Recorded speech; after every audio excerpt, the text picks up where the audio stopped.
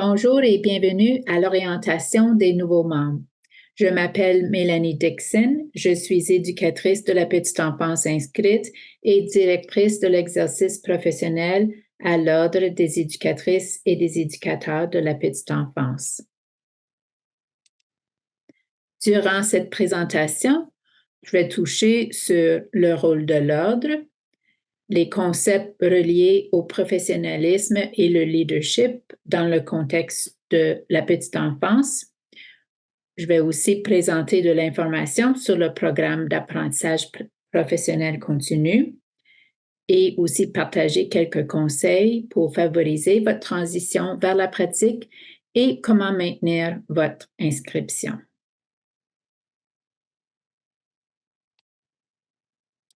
Maintenant, le rôle de l'Ordre. L'Ordre existe depuis que le gouvernement de l'Ontario a adopté la loi sur les éducatrices et les éducateurs de la petite enfance. Cette loi reconnaît les valeurs, les connaissances, les compétences qui sont uniques à la profession d'éducatrice et d'éducateur de la petite enfance et qu'il y a une science en arrière du travail et de la pratique de la profession. L'Ordre a été créé par la loi et la loi définit les fonctions de l'Ordre.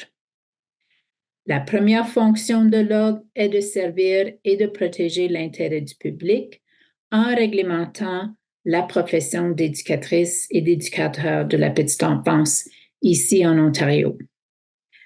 Nous sommes le seul territoire d'Amérique du Nord où les EPEI sont reconnus par la loi comme des membres d'une profession distincte exerçant sous l'autorité d'un organisme de la réglementation. Nous sommes environ la profession la plus large ici en Ontario, environ la 5e ou 6e profession la plus large, avec au-dessus de 63 000 EPEI. Et à savoir qu'il existe au-dessus de 40 professions réglementées en province. Maintenant, on réglemente les EPEI encore dans l'intérêt du public à travers de quelques fonctions. Et c'est similaire avec les autres professions réglementées aussi. Bien, premièrement, on a des exigences d'inscription. Donc, qui peut devenir membre de l'Ordre? Quels sont les critères d'inscription tels que les qualifications éducatives? Une fois qu'on devient membre de l'Ordre, notre nom apparaît sur le tableau public afin que les employeurs, les familles et autres personnes intéressées peuvent aller confirmer notre statut de membre et autres détails au nécessaire. Maintenant, comme les autres professions réglementées, on a un code de déontologie et des normes d'exercice qui sont particuliers à notre profession. Et encore, comme les autres professions réglementées, on a un programme d'apprentissage professionnel continu afin d'assurer une amélioration continue de nos compétences. Et aussi, on doit avoir un processus pour les situations où il y a une inquiétude concernant la pratique, la capacité d'un membre à exercer. Parfois, on a besoin de rappeler un membre de leurs responsabilités professionnelles et, dans certains cas, les discipliner. Maintenant, il y a l'Ordre des éducatrices et des éducateurs de la petite enfance et il y a aussi des associations professionnelles telles que l'Association francophone à l'éducation des services à l'enfance de l'Ontario. Maintenant, on a des mandats différents, mais tous les deux, on travaille en collaboration afin de faire reconnaître et soutenir les EPEI en tant que professionnels et leaders et pour favoriser une application de normes élevées dans la profession, mais on a des mandats distincts. Donc, comme j'ai mentionné tantôt, l'ordre réglemente la profession dans l'intérêt du public, tandis que l'association peut plutôt défendre les intérêts des EPEI et plaidoyer pour le changement dans les domaines tels que les salaires et les conditions de travail. On soutient la profession en valorisant l'excellence dans la pratique et en bâtissant une profession durable.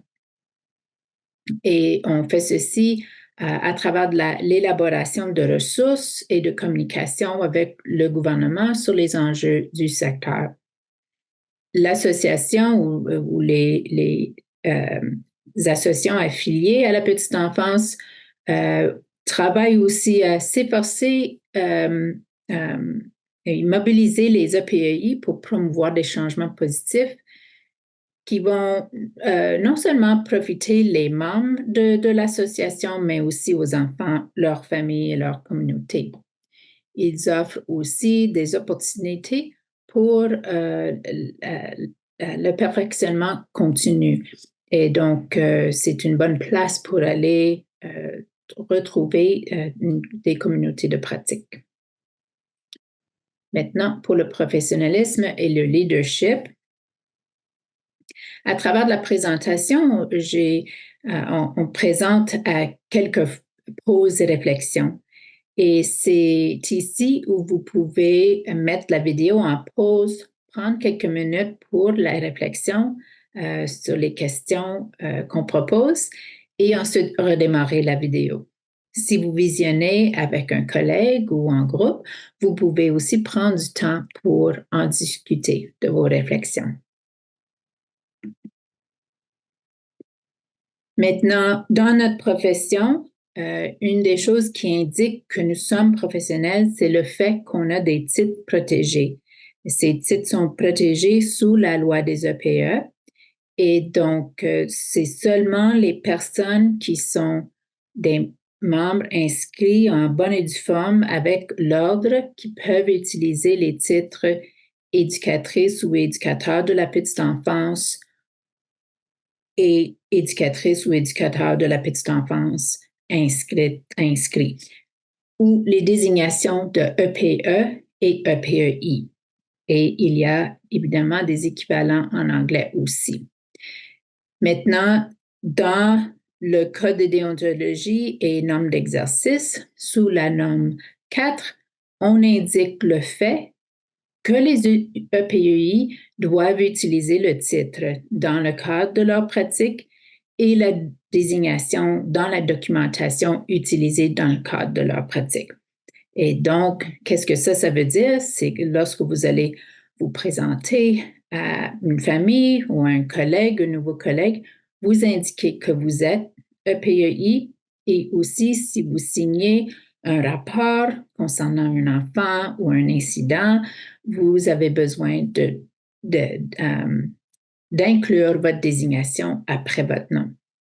Et à la droite de l'écran, vous pouvez voir différentes façons que vous pouvez utiliser la désignation.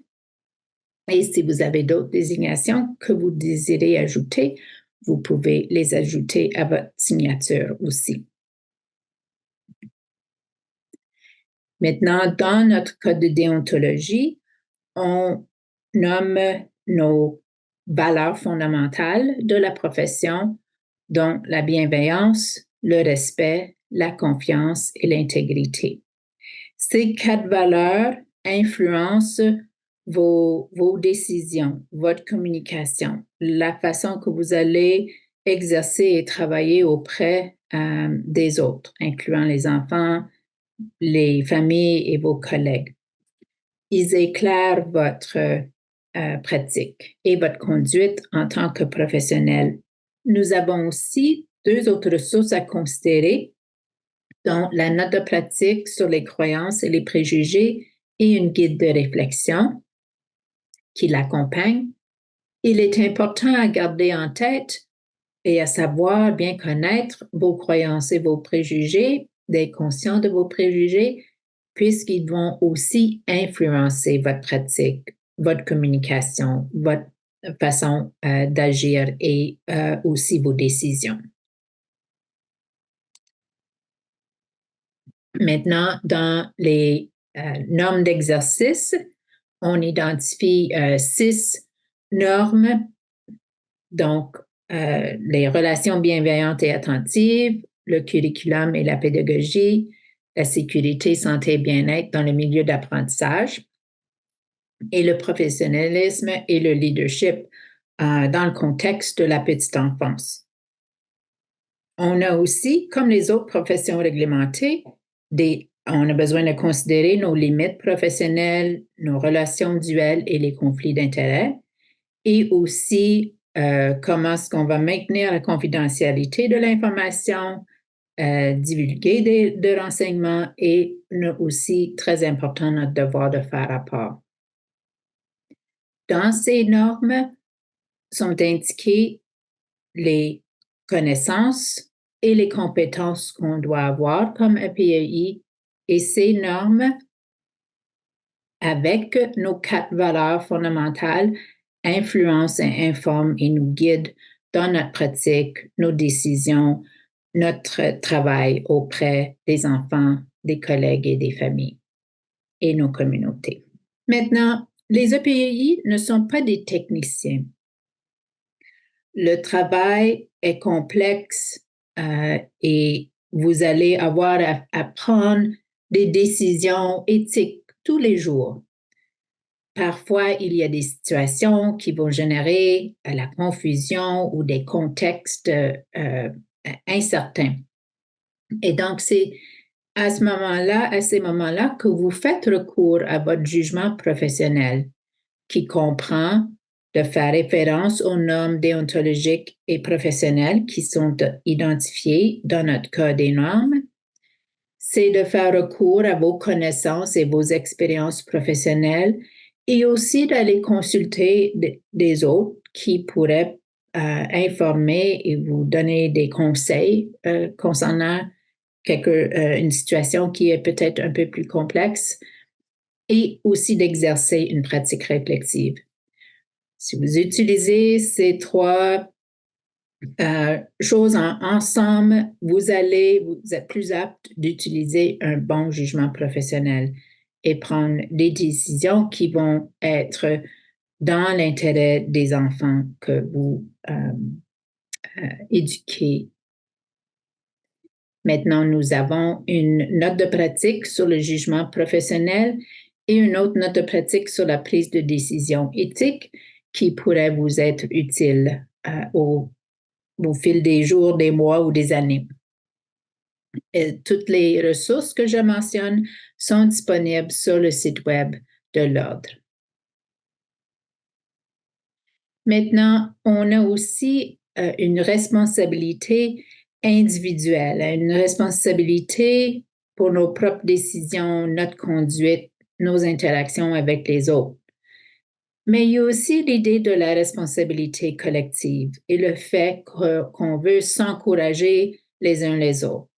Il va y avoir des moments où vous allez avoir besoin de demander pour un appui, pour des conseils, pour de l'aide de d'autres collègues. Et il va aussi y avoir des moments où vous allez avoir besoin d'offrir un appui et d'aider un autre EPEI ou collègue en besoin.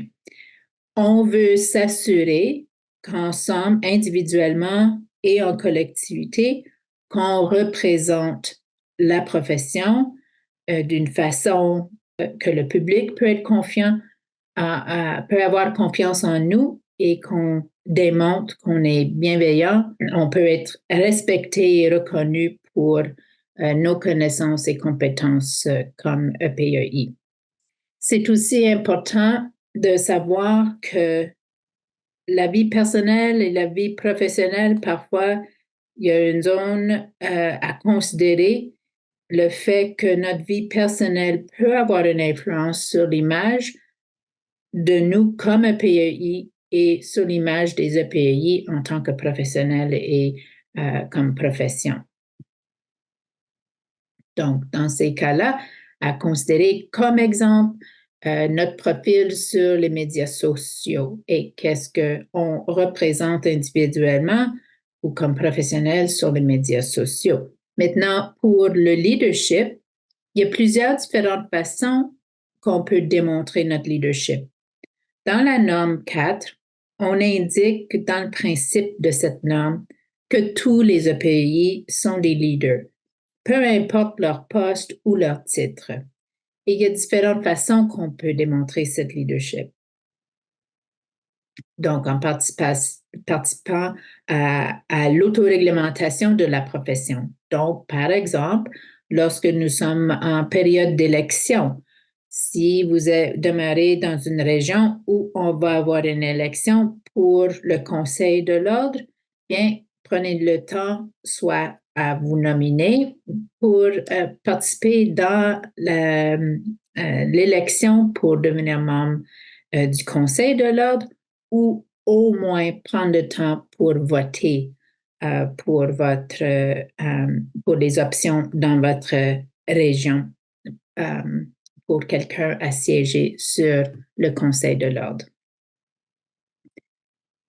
C'est aussi comment on démontre notre leadership aussi avec nos relations, en maintenant des relations bienveillantes et de confiance et comment est-ce qu'on communique et qu'on collabore avec les autres.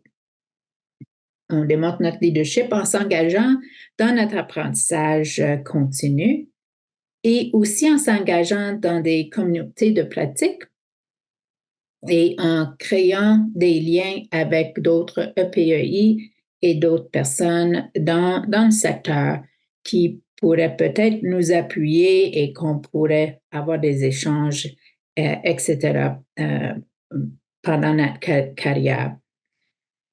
Le leadership, se démontre aussi lorsqu'on défend les intérêts des enfants, des familles, des EPEI et du secteur de la petite enfance. C'est aussi, comme j'ai mentionné tantôt, demander de l'aide et des conseils et en offrir aussi de retour, de poser des questions sur la pratique, sur les décisions, etc.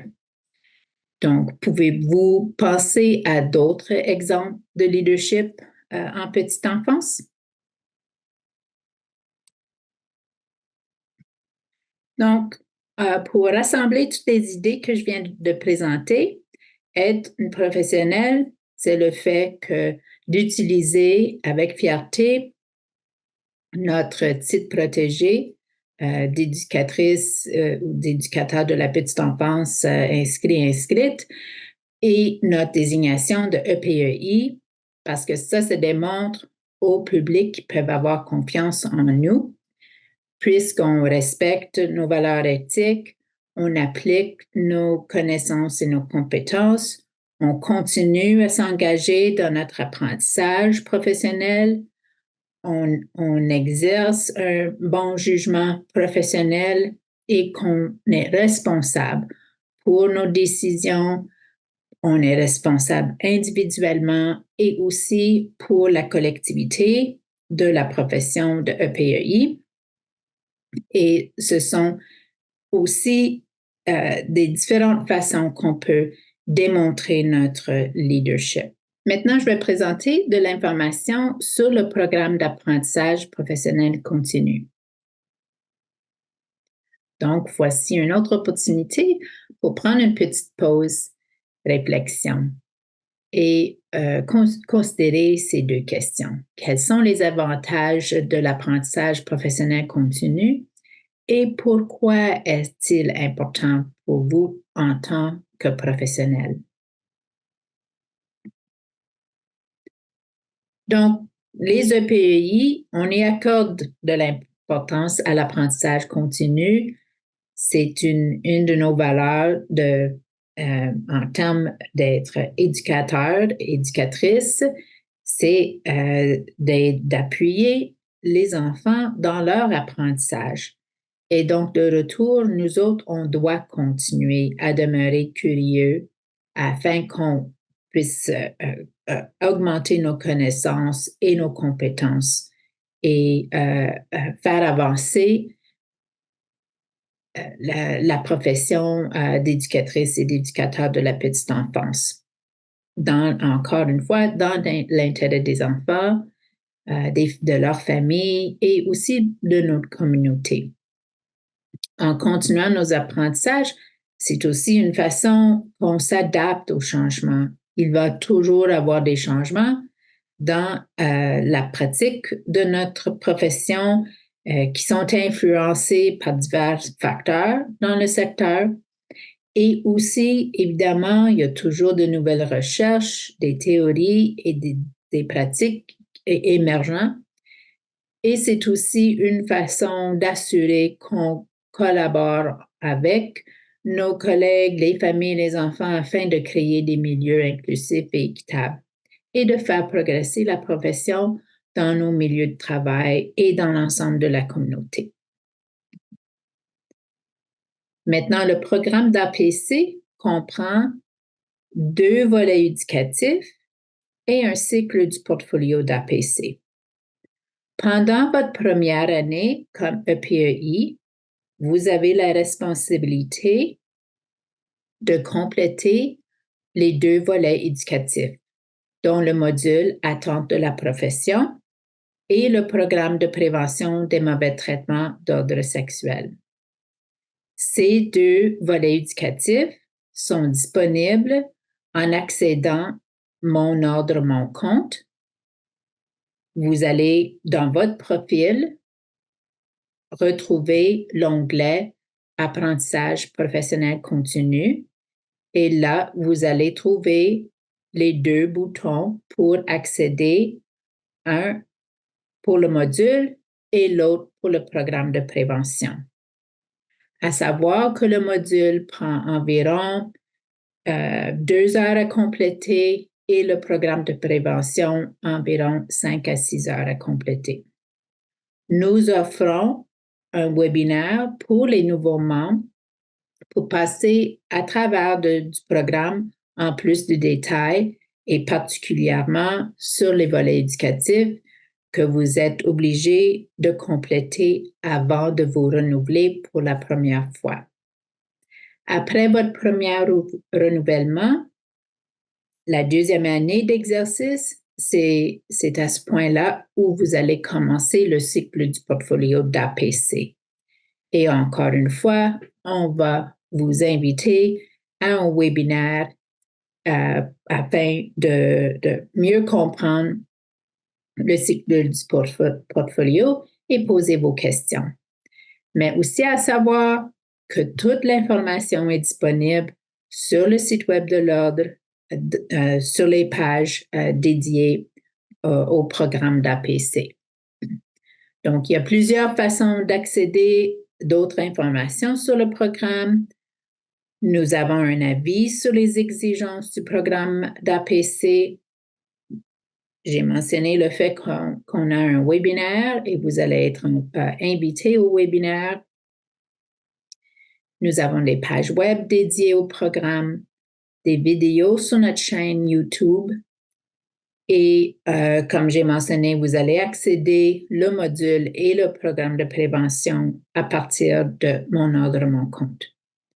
Si vous avez encore des questions ou vous avez besoin de l'aide, vous pouvez contacter le service de l'exercice professionnel en nous appelant ou en nous envoyant un courriel. Maintenant, je vais présenter quelques conseils pour favoriser votre transition vers la pratique. Donc, vous avez passé de statut d'étudiant à celui de PEI et j'imagine à travers de vos études, vous vous êtes engagé dans l'autoréflexion. Bien, ça continue lorsqu'on est professionnel aussi. En débutant comme EPEI, ça peut être une bonne occasion pour faire de l'autoréflexion, réfléchir sur vos forces et vos compétences dans la pratique. Est-ce que votre vécu à travers de vos études vous ont préparé à entrer en exercice?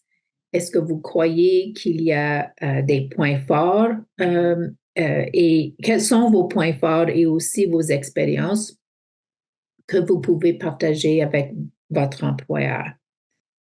Et dans quel domaine est-ce que vous croyez avoir le moins d'expérience?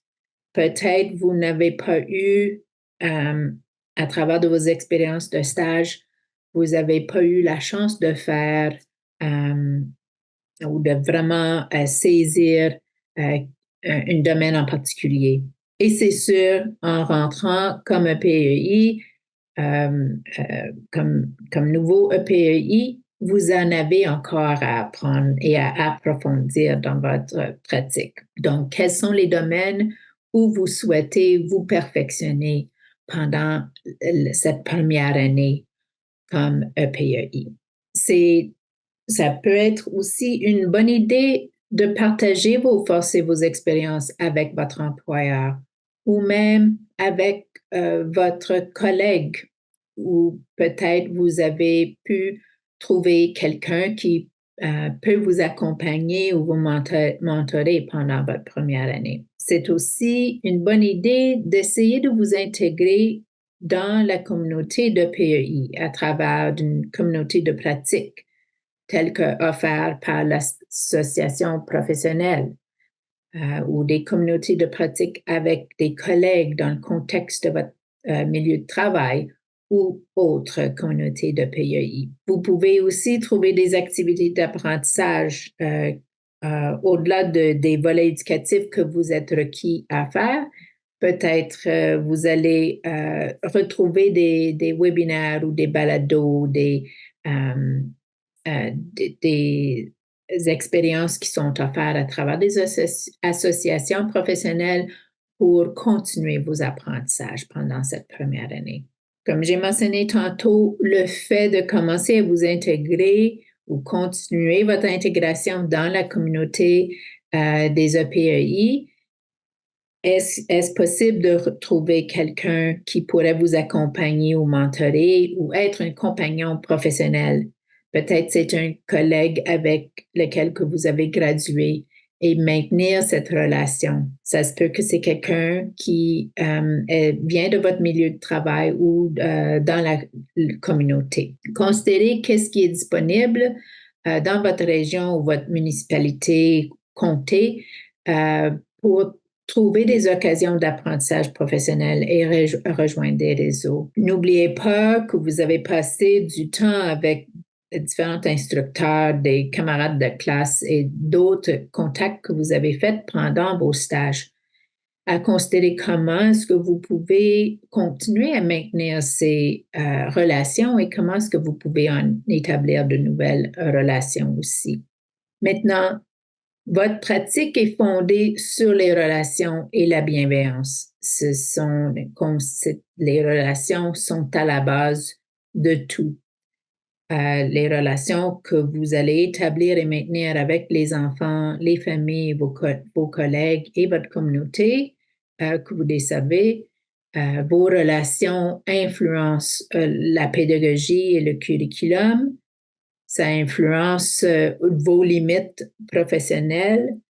Ça favorise les interactions positives avec les enfants. Ça influence aussi la surveillance professionnelle des enfants et votre communication et collaboration. Donc, voici une autre pause de réflexion. Où trouvez-vous de l'aide ou des conseils sur les sujets liés à la pratique? Donc, à qui est-ce que vous pouvez aller ou consulter pour des conseils si vous avez des questions pendant cette première année? Et comment est-ce que vous pouvez approcher votre superviseur pour de l'aide dans votre pratique professionnelle? Qu'est-ce qu'ils ont à vous offrir ou vous proposer? Il y a plusieurs ressources qui sont disponibles sur le site web de l'Ordre et j'en ai mentionné que quelques-unes pendant la présentation. Nous avons des lignes directrices qui offrent de l'information sur des sujets un peu plus complexes dans notre pratique, tels que les limites professionnelles, la pratique pédagogique, l'inclusion des enfants ayant des besoins particuliers, etc. Nous avons aussi des notes de pratique. Ce sont des sujets un peu plus compacts, disons. Une étant, j'ai mentionné tantôt, une note de pratique sur les croyances et les préjugés. Nous en avons d'autres sur la supervision professionnelle et aussi sur le jugement professionnel et la prise de décision éthique. Très important, c'est l'avis sur le devoir de faire rapport. C'est un des documents à revoir pendant votre première année dans le programme de prévention des mauvais traitements d'ordre sexuel. Et à savoir qu'environ aux 2 mois, on vous envoie un courriel pour notre bulletin des membres qui s'appelle Connexion et vous pouvez retrouver ces articles sur notre blog L'ordre et vous. On a aussi une série qui s'appelle Normes en pratique, qui vous offre différentes ressources touchant particulièrement chaque norme. Et donc, on vous encourage fortement d'aller consulter ces ressources et aussi à savoir que nous avons élaboré une page ressources pour les nouveaux membres pour vous pointer un peu précisément à quelques ressources qui sont importantes, particulièrement pendant votre première année d'exercice dans le secteur. Maintenant, maintenir votre inscription. Vous êtes maintenant membre de l'ordre. C'est important à savoir que vous avez besoin de renouveler votre adhésion à chaque année. Et une place où vous pouvez aller retrouver votre profil comme membre de l'ordre, c'est sur Mon ordre, mon compte. Et c'est là où vous êtes allé pour faire votre demande d'inscription. Et c'est maintenant là où vous allez retrouver de l'information sur votre statut, votre date de renouvellement. Vous pouvez aller télécharger, imprimer vos reçus et mettre à jour vos coordonnées professionnelles. Mais comme j'ai mentionné tantôt, il y a un onglet qui s'appelle Apprentissage professionnel continu. Et c'est un onglet que vous devez aller consulter afin d'accéder le module Attente de la profession, le programme de prévention des mauvais traitements d'ordre sexuel. Aussi, vous allez retrouver les détails de votre cycle de portfolio, où vous êtes rendu dans votre cycle d'apprentissage professionnel continu. Et donc, à savoir, c'est là où sera indiqué quand vous devez avoir complété un tel module ou un portfolio.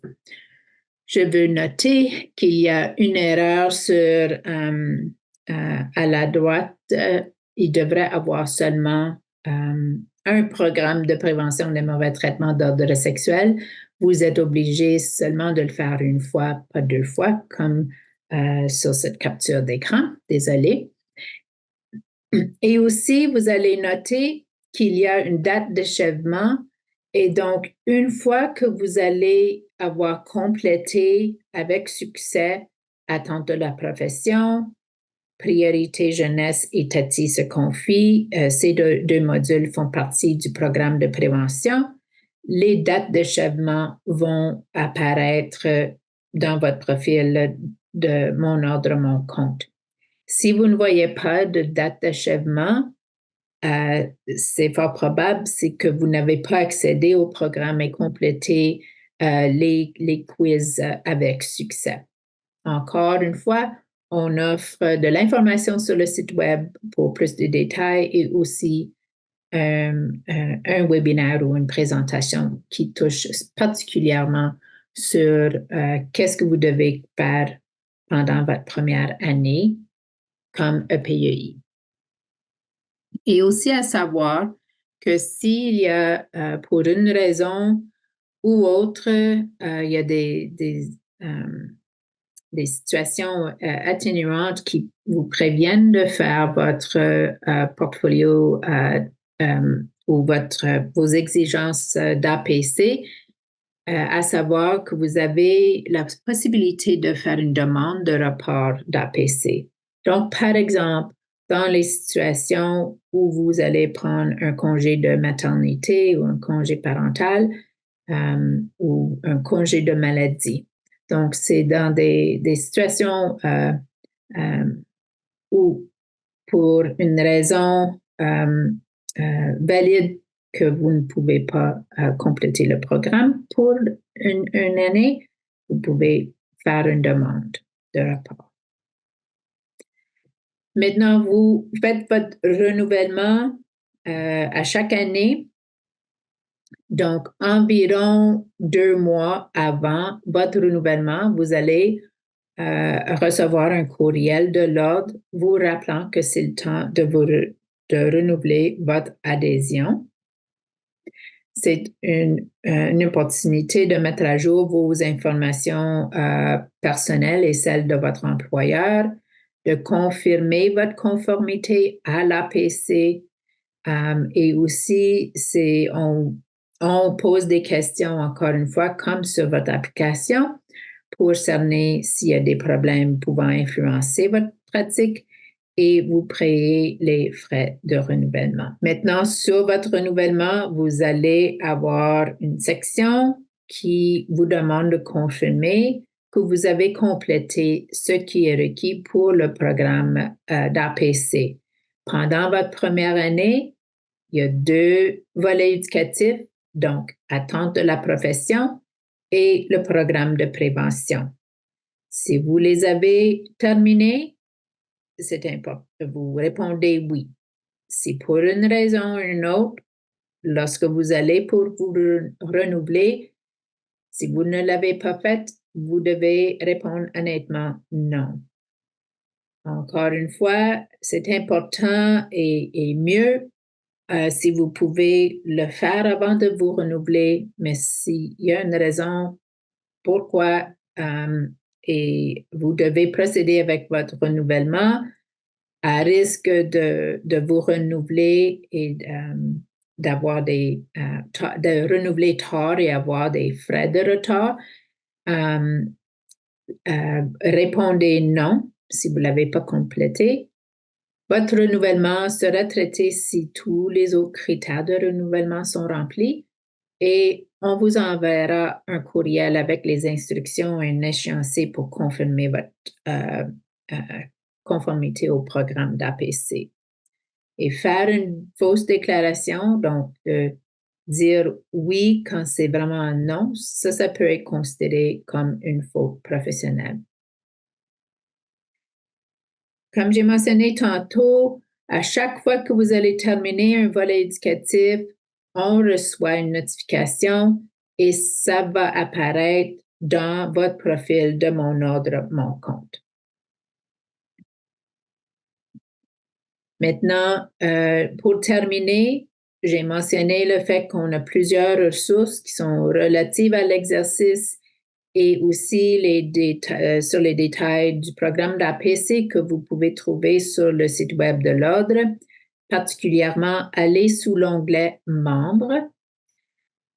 C'est important aussi de consulter vos courriels de l'Ordre puisqu'on vous envoie de l'information importante sur votre adhésion, telles que les rappels de renouvellement, de l'information importante sur vos exigences d'APC, des mises à jour de l'ordre et aussi notre bulletin des membres connexion. Si vous avez encore des questions ou vous avez besoin de l'aide, n'hésitez pas de nous contacter au service de l'exercice professionnel en nous appelant ou en nous envoyant. Donc, merci beaucoup d'avoir participé à cette présentation et savoir que vous pouvez nous rejoindre sur notre chaîne YouTube, sur LinkedIn et aussi aller consulter notre blog L'Ordre et vous. Merci et bonne journée.